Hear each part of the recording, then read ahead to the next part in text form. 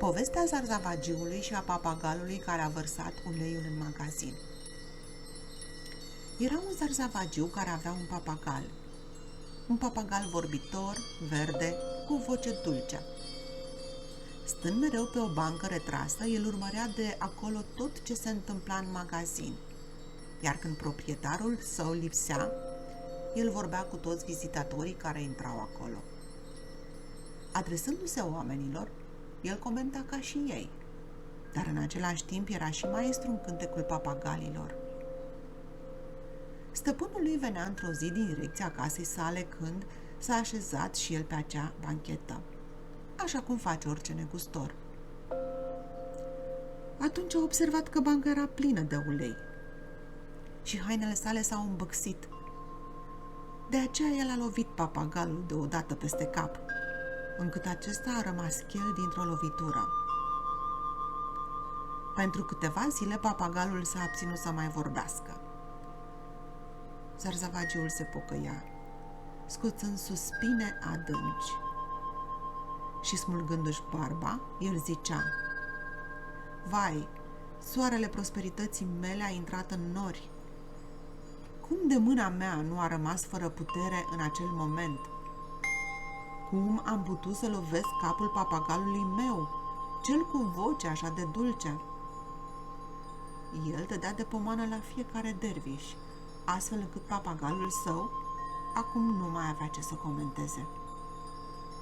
După 3 zile și 3 nopți, stăpânul se afla tot acolo pe bancă, înnebunit de durere și trist, ca un om disperat, arătând păsării câte o jucărie, în speranță că poate va începe să vorbească. Între timp, un dervișchel îmbrăcat într-o haină lungă de lână trecea pe acolo. După acest moment, papagalul a început brusc să vorbească, țipând la derviș și zicându-i: „Hei, prietene, cum te-ai ales cu această chelie? O, tu om fără păr, ai vărsat cumva uleiul din sticlă?”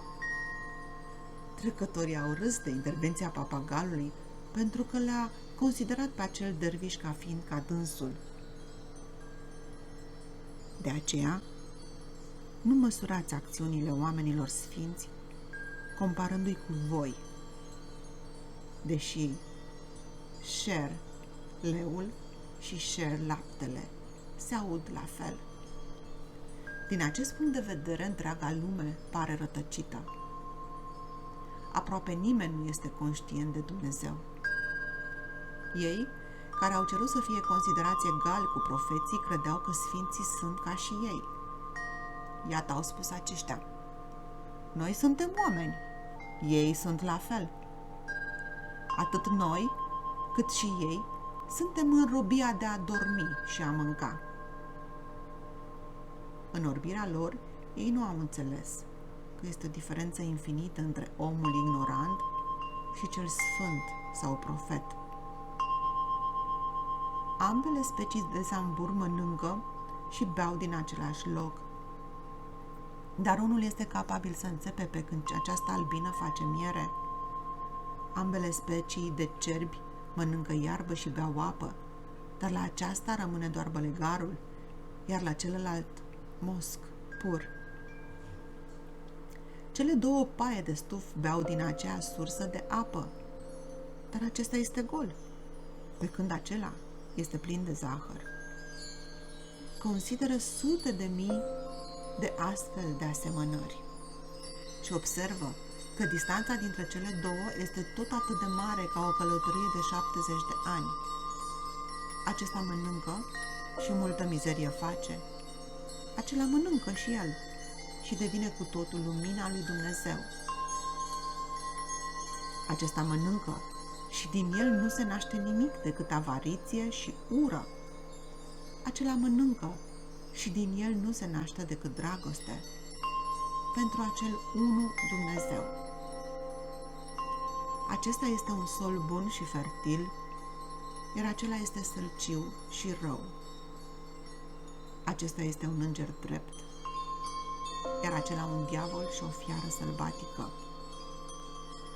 Dacă ambii seamănă unul cu altul în aspect? Ce zici?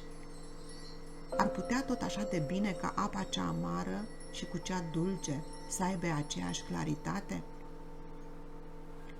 Cine ar putea să cunoască diferența, în afară de acel om ce are gustul spiritului?